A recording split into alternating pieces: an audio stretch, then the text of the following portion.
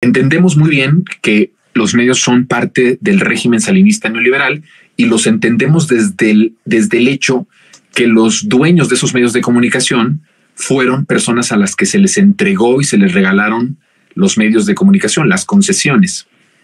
Y entonces también entendemos que han sido empresarios que no solamente tienen radio o televisión o algún periódico, sino que tienen otros negocios que han sido negocios que fueron fructíferos gracias a los privilegios del sistema político.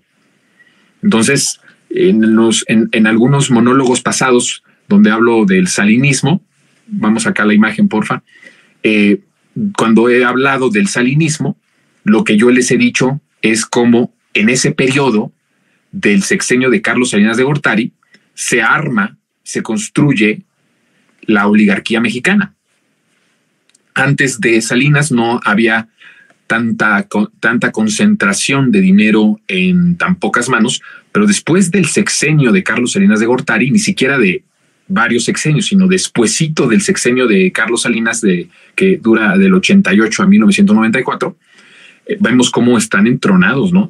En lugares privilegiados a nivel mundial de riqueza, empresarios que eran amigos, cuates de Carlos Salinas de Gortari. Entonces, lo entendemos de la clase empresarial, de los traficantes de influencias, de estos criminales que se visten de traje y corbata, que en apariencia tienen sus fundaciones y que con eso tratan de lavar sus conciencias, de ser responsables y corresponsables de la tragedia de nuestro país, pero que en esencia son verdaderos demonios, verdaderos monstruos. Lo entendemos de ellos. Lo que no se entiende es la forma tan fácil de que los trabajadores puedan caer ante esto y puedan hacerlo sin tener tantita vergüenza, tantita conciencia de que lo que están haciendo es criminal. Tal vez nos puedan decir, y yo mismo lo he dicho aquí, que pues son trabajadores, no les queda de otra, pero a mí me parece que llega un momento en la vida de todo profesional, sobre todo de los que nos dedicamos al periodismo, que así como el presidente dice que la política es un noble oficio, pienso que el periodismo también lo es un noble oficio, tendría que ser un noble oficio. Desgraciadamente, este sometimiento de los empresarios que han secuestrado el oficio del periodismo, y ya no diga usted el periodismo, han secuestrado también la tarea de la comunicación, que es elemental para poder ayudar, para poder informar, para poder concientizar, y lo han utilizado para engañar, para golpear y para sembrar el odio. Y lo entendemos de eso, vuelvo a repetir, de esas personas que están en la punta, ¿no? Que son los dueños de estos medios de comunicación, que han visto afectados sus intereses porque el gobierno de López Obrador ha venido a cambiar la ecuación. Cuando López Obrador decía, vamos a crear una nueva economía, bueno, pues ya se enteraron mucho y se enteraron bien los empresarios de que no era cosmético, de que no era una broma, de que no era un eslogan antisistema solo por cuestión electoral, sino que en los hechos López Obrador sí ha afectado enormemente no las ganancias de los potentados, sino los negocios sucios, los privilegios y la corrupción con la que se beneficiaban con miles de millones de pesos. Entonces, vemos que los empresarios están enojados y están ocupando este elemento de esta circunstancia de Acapulco para dar el último coletazo. De hecho, están actuando en todos los medios como muy bien coordinados, reporteros, comunicadores, corresponsales de radio, televisión, prensa escrita, redes e internet, como queriendo destruir al sexenio en estos días. O sea, el nivel de odio, el nivel de vileza, el nivel de perversidad con la que están actuando los medios es claramente con la intención de terminar al gobierno de López Obrador en estos últimos meses. Están utilizando esta situación para destruir a la transformación. Lo que no me explico, y vuelvo al tema, es cómo los trabajadores no hay ni siquiera una intención de rebelarse ante estos hechos, sino que actúan como vasallos, actúan como esclavos. Y qué terrible que sea el periodismo uno de los nobles oficios que tendrían que servir para el bien común y que tendrán que servir para el pueblo, porque ese es el objetivo del periodismo, humanizar la noticia, que es informar con responsabilidad para beneficio de la población, y que se haya desvirtuado y se haya transgredido estos principios del periodismo para convertirlos en prácticamente sicarios, en una acción casi criminal comparado con el trabajo de los sicarios del crimen organizado, que a sueldo asesinan, que a sueldo matan, que a sueldo secuestran a los de la banda contraria.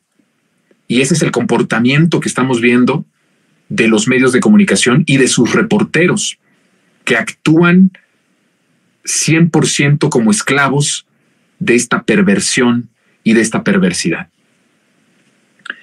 Y lo que estamos viendo justamente es este nivel ya de monstruos, de personas que renunciaron a su humanidad, que renunciaron a la piedad, que renunciaron a tener un poquito de misericordia, un poquito de empatía con el pueblo.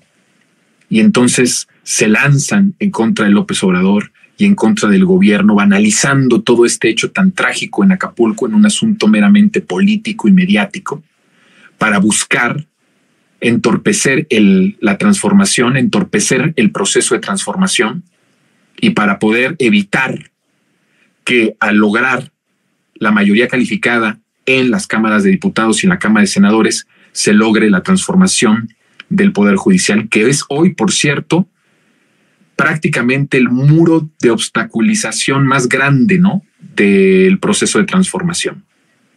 Entonces vemos cómo se han convertido en monstruos rabiosos. Yo veo con tristeza a mis colegas periodistas, a mis colegas reporteros. Por supuesto que no veo como un periodista a Carlos Salinas, a Salinas Pliego o a Azcárraga. No los veo como eso. Estoy hablando de los que sí son periodistas, que me consta que estudiaron periodismo, que muchos son de mi generación y que los conozco, y me da tristeza que actúen como zombies al servicio de una perversión, al servicio de esa monstruosidad de los dueños de los medios, que son los empresarios, que son también parte de esta oligarquía mexicana, que están tratando de dar el último coletazo de desesperación completa y absoluta. Es un pavor, es una desesperación que los hace cometer todo tipo de acciones que son contrarias a lo humano, y que lanzan a sus reporteros para hablar mentira, para desinformar, para desmoralizar, y algo criminal, para impedir que la gente salga a los centros de acopio para donar, para poner en duda la parte de la parte humana de la 4T, la parte moral y la parte ética, que es lo que ha sostenido este movimiento de todas las calumnias, de todo el golpismo, tratar de descalificarlos en ese punto. Lo que yo decía la semana pasada, cómo han querido destruir a López Obrador en lo moral, lo han querido destruir en la parte ética, en lo espiritual, porque saben que si destruyen al líder en eso nos desmoralizan a todos los que militamos en la transformación. Saben que el objetivo es él, porque de esa forma se desactiva y se desmoraliza a una parte importante del pueblo. Y eso es lo que están buscando ahora con esto. Y veo a los reporteros como zombies, sin voluntad de decir: no estoy de acuerdo con la manera en que se está actuando periodísticamente con el tema de Acapulco. No puedo concebir y no puedo creer que en las mesas editoriales no haya una sola voz que diga: no podemos ser tan miserables, no podemos ser tan ruines. Han perdido lo que yo decía también desde la semana pasada.